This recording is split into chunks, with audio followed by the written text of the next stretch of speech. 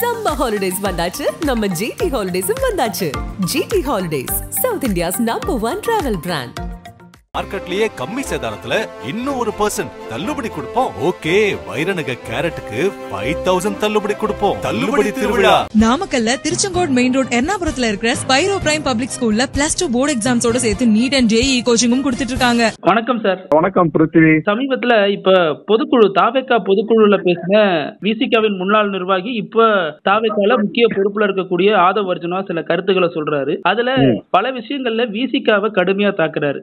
முக்கியமா தலித்துகளுக்கு எதிரான ஒடுக்குமுறையில பல பிரச்சனைகள்ல திமுகவின் மேஜர் பார்ட்னரா இருக்கக்கூடிய விசிகா ஏன் அமைதியாக்கப்படுது அப்படின்னு ஒரு கேள்வியை முன்வைக்கிறார் சார். எங்க நாங்க அமைதியா இருந்தோம்? குருட்டு பூனை விட்டத்தில் பாய்ந்தது போல, குருட்டு பூனை விட்டத்தில் பாய்ந்தது போல இஷ்டத்துக்கு குருட்டுத்தனமான பேச்சு தான் அவர் பேசிட்டு இருக்காரு.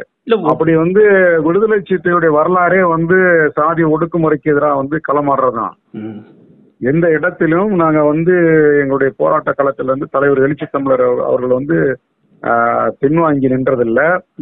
இன்றைக்கு ஆளுகின்ற திமுக அணியோடு நாங்க கூட்டணியில இருந்தாலும் எங்களுடைய நிலைப்பாடு அதுல நாங்க எந்த இடத்துல சமரசமானதில்லை. தொடர்ந்து சாதிய ஒடுக்குமுறைக்கு எதிராக நாங்க போராடி வருகின்றோம்.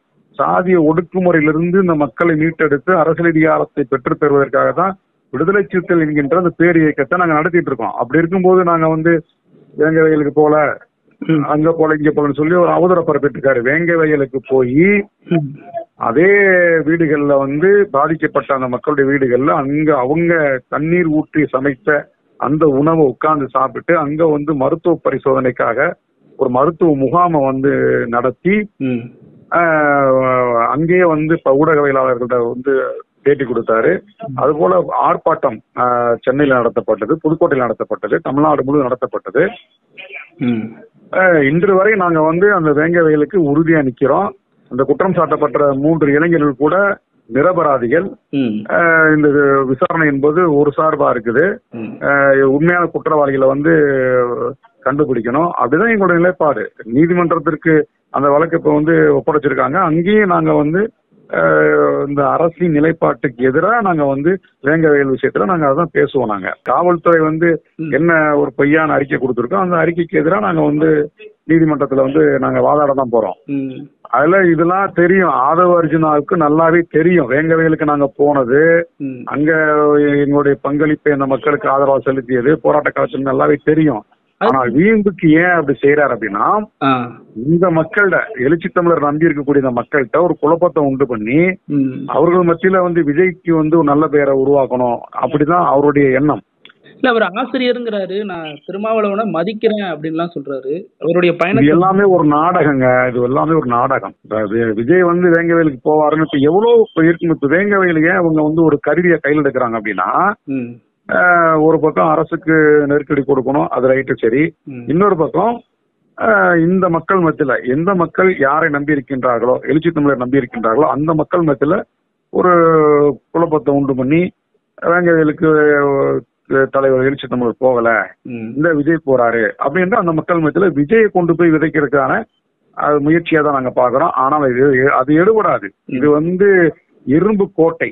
இரும்பு கோட்டைய எலிகள் குழி பறித்து கோபுரம் சரியாது. எலிகள் குழி பறித்து கோபுரம் சரியாது. இரும்பு கோட்டைய எறும்புகள் சுரண்டி பார்க்க முடியாது.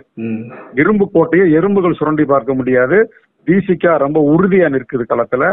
மக்களுடைய பேராதரவோடு திமுக அணியில் நாங்க பயணிச்சுட்டு இருக்கோம். இதுல வேங்கவயல் போகல, புதுக்கோட்டையில இருக்கக்கூடிய அண்ணா சிலை பக்கத்துல ஒரு போராட்டம் நடந்துச்சு, அங்கதான் போனாரு அப்படின்னு ட்விட்டர்ல தாவேகாவினர் பலர் கருத்து சொல்லிட்டு வராங்க.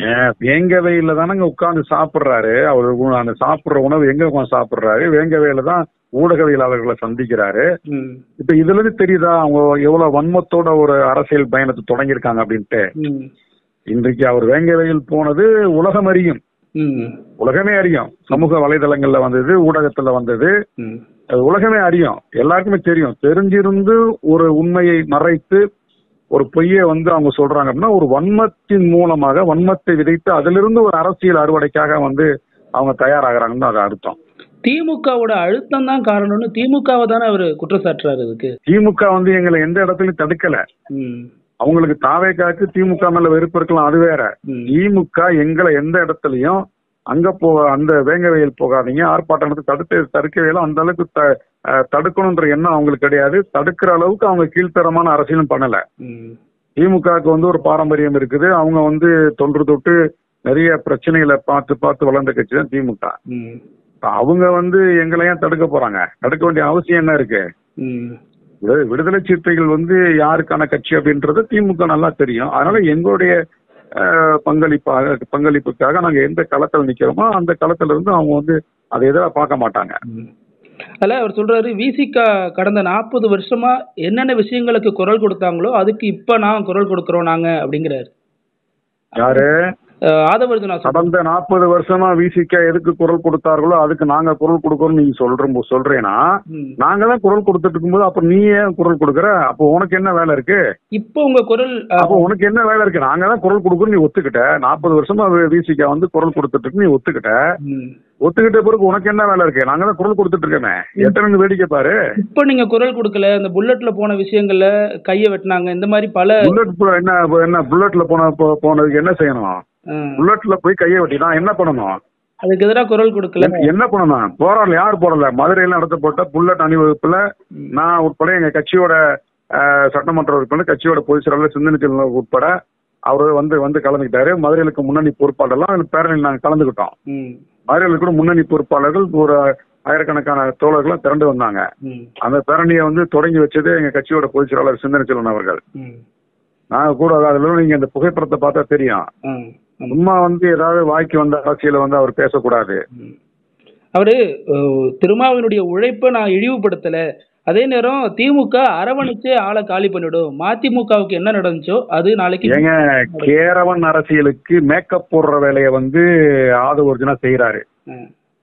கேரவன் அரசியலுக்கு அவர் ஒரு மேக்கப் மேனா இருக்காரு. நன்றி.